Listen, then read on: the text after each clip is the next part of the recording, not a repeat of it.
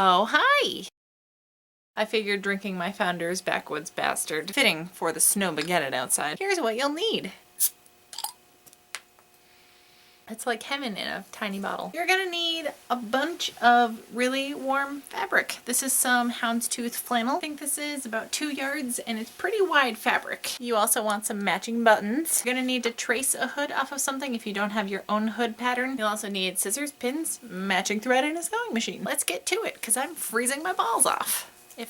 If I had balls. Open up your fabric all the way and then take your top corner. You're gonna fold it so that when you get to the bottom corner, you're gonna basically have like a big doubled up triangle. Where this edge meets, you just cut a straight line. That is gonna make a perfectly even square. Now we'll cut the hood pieces out. Fold the rest of your fabric over and then lay your hood pattern piece down with the back on the fold, because that way that's one less thing you have to sew. And really it's all about quick and easy shit, right?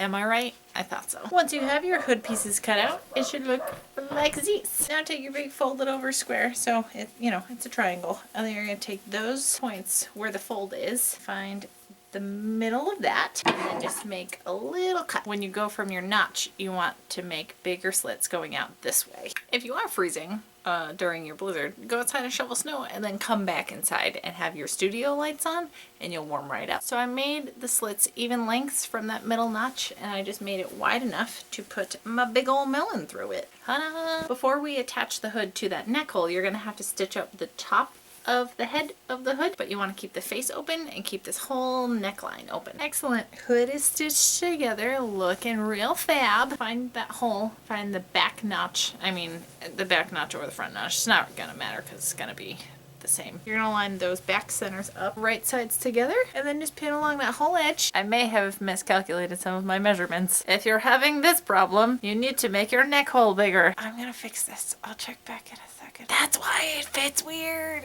is because I put the face seam on the collar. Oh, what a dummy. You guys have fixed it. And now it looks so open and drapey.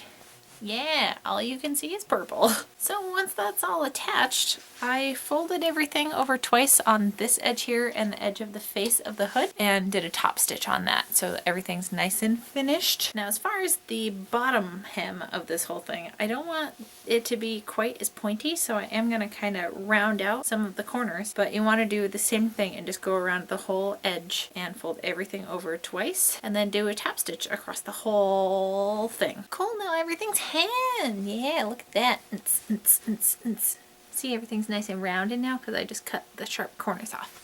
Looking real fancy. Now we're gonna add the buttons. So to do that, you're just gonna make sure you have the front of your frock thing located. This is like the left sleeve, so you want to pull that and then find middle point between the sleeve point and the two front and back corners, and then you just want to mark that with a pin, and this is where you're going to be adding your 2 buttons and do the same on the other side. You guys, it's all done now. The purpose for the buttons is to kind of separate a sleeve area so that whenever you open your arm, it's not opening the whole flap. I like this so much. It just tastes like there's straight up whiskey in this beer, which I like to call a very good coping mechanism.